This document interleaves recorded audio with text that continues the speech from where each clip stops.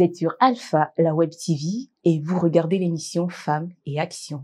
Bonjour. Dans ce numéro, nous avons l'honneur de recevoir une grande dame, Diane Mombo, coach certifiée en développement personnel.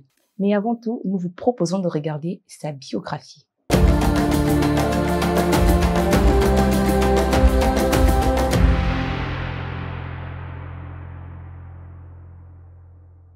Diane Nadège Mombo est diplômée en communication des entreprises. C'est une femme dont l'entrepreneuriat féminin n'a pas de limite sectorielle. Directrice de sa propre entreprise de BTP et depuis 2013, elle a démarré son expérience professionnelle en tant qu'assistante administrative, commerciale et comptable dans diverses entreprises, lui permettant ainsi d'avoir une large vision sur les réalités du monde professionnel et une expérience importante dans la gestion de projets et des ressources humaines. Véritable passionnée du bien-être, en 2017, Diane Mombo crée le cabinet La Forêt du Savoir, qui prône le développement personnel et professionnel, dont elle est la première responsable, et de cela découle en 2018 les FDS Femmes du Savoir, avec qui elle lance un projet agricole ambitieux afin de favoriser le développement de l'entrepreneuriat féminin. Toujours dans sa quête du bien-être, elle met en place l'ONG Maternité et Guidou.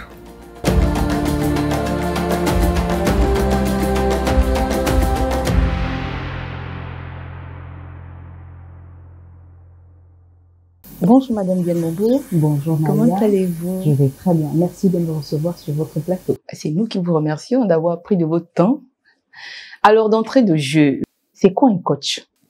Alors, un coach est un professionnel qui accompagne une personne, un groupe, une organisation pour l'atteinte d'objectifs spécifiques.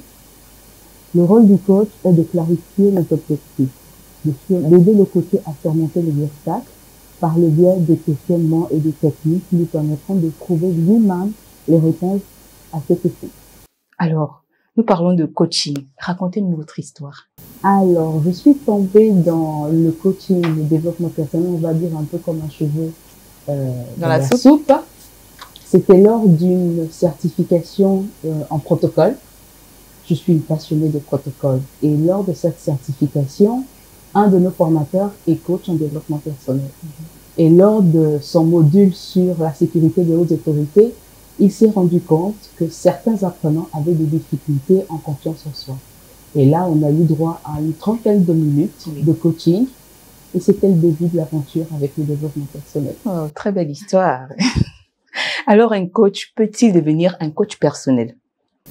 Oui, bien sûr. Alors, le coach personnel, c'est comme je le disais, un professionnel qui accompagne un individu qui travaille avec lui en tête-à-tête pour obtenir des objectifs que le coaché aura lui-même définis. Parfois, nous voyons souvent des gens qui dépriment, ils ne savent vers qui se tourner. Alors, à quel moment fait-on appel à un coach? On peut faire appel à un coach lorsque le besoin de changement se fait ressentir. Ou encore, lorsqu'on a envie de progresser. Là, il s'agira dans un contexte bien spécifique sur le plan professionnel. Si vous avez envie de faire progresser votre carrière, là, vous pouvez faire appel à un coach. Si vous avez aussi besoin d'améliorer des relations, vous pouvez faire appel à un coach. Rien que ces aspects?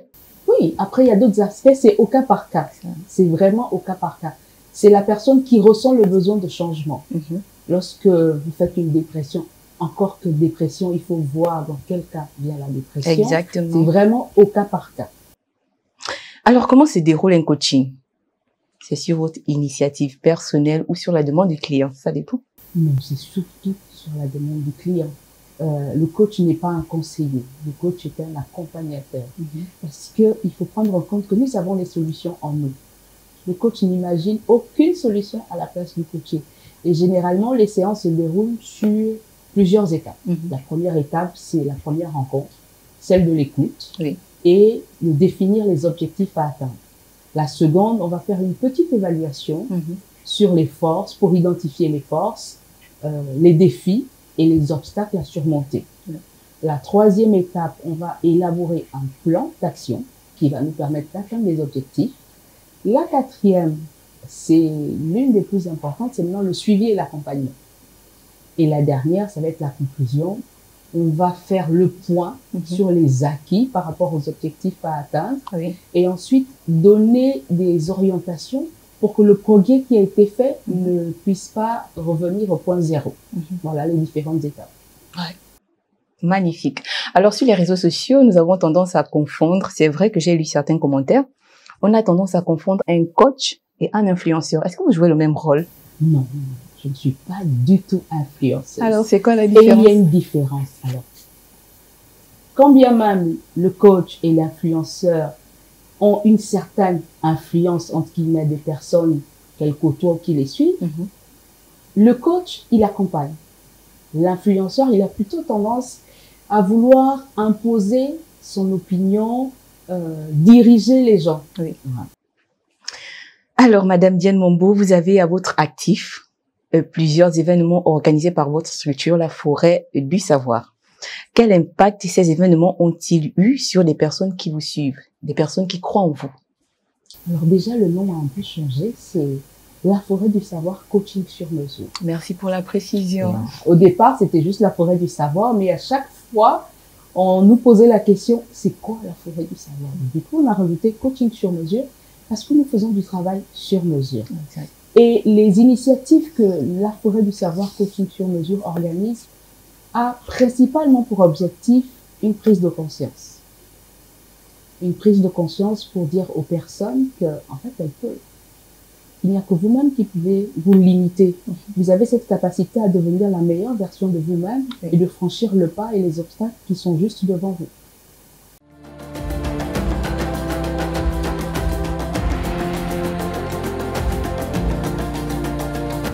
La femme, au cœur des questions sociaux, politiques, avec une participation remarquable de plus de 70%.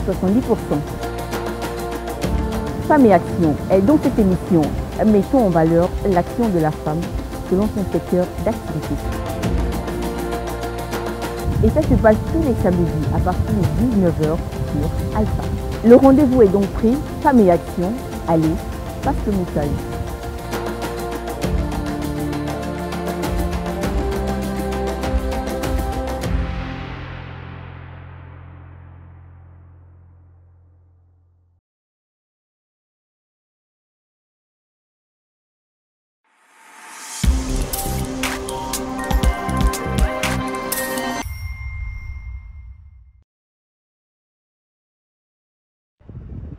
Shalom tout le monde, je suis la révérende Diane Omega. Je viens donc par le canal de cette vidéo vous inviter à une conférence de femmes glorieuses et stables qui se tiendra à Libreville ce samedi 7 septembre 2024 dès 9h. Le thème femmes guéries, épanouie et équilibrée. Je dis dans cette saison, Dieu veut faire quelque chose avec les femmes et nous avons besoin de le faire, d'être épanouis, d'être équilibrés. Ne venez pas seul. Le droit d'entrée, le droit de participation est à 10 000 francs seulement. Que Dieu bénisse.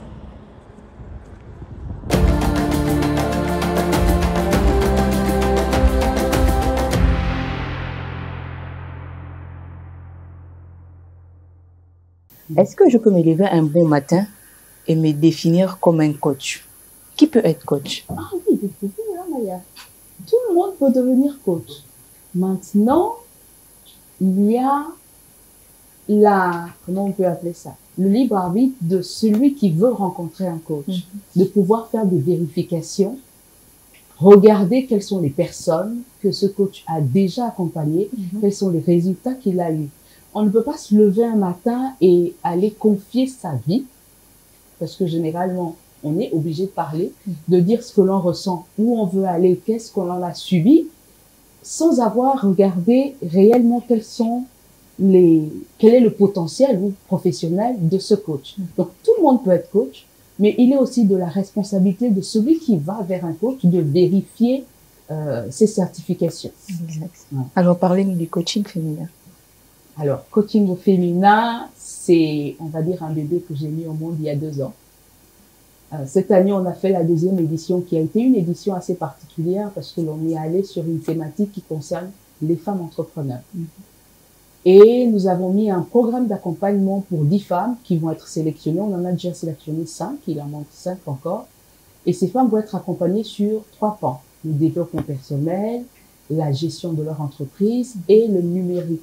Comment faire en sorte que leur entreprise puisse avoir une visibilité réelle sur les réseaux sociaux. Très bien. Alors, quelles sont vos perspectives pour la fin de l'année 2024, la forêt du savoir? Alors, la forêt du savoir est déjà en train de s'engager sur le chemin de la citoyenneté. Parce que, étant citoyenne engagée au changement de mentalité, le reste de l'année 2024 va plutôt avoir un pan citoyen. Nous allons accompagner des femmes qui veulent se lancer en politique, sur la prise de parole en public, sur l'art oratoire.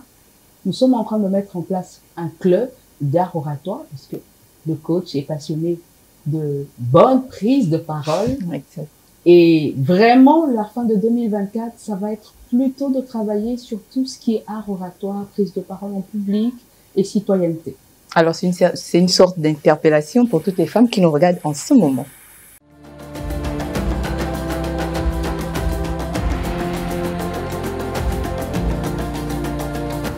La femme, au cœur des questions sociaux, politiques, avec une participation remarquable de plus de 70%. Femmes et Action est dans cette émission, mettons en valeur l'action de la femme selon son secteur d'activité. Et ça se passe tous les samedis à partir de 19h sur Alpha. Le rendez-vous est donc pris, Femmes et Action, allez, passe le message.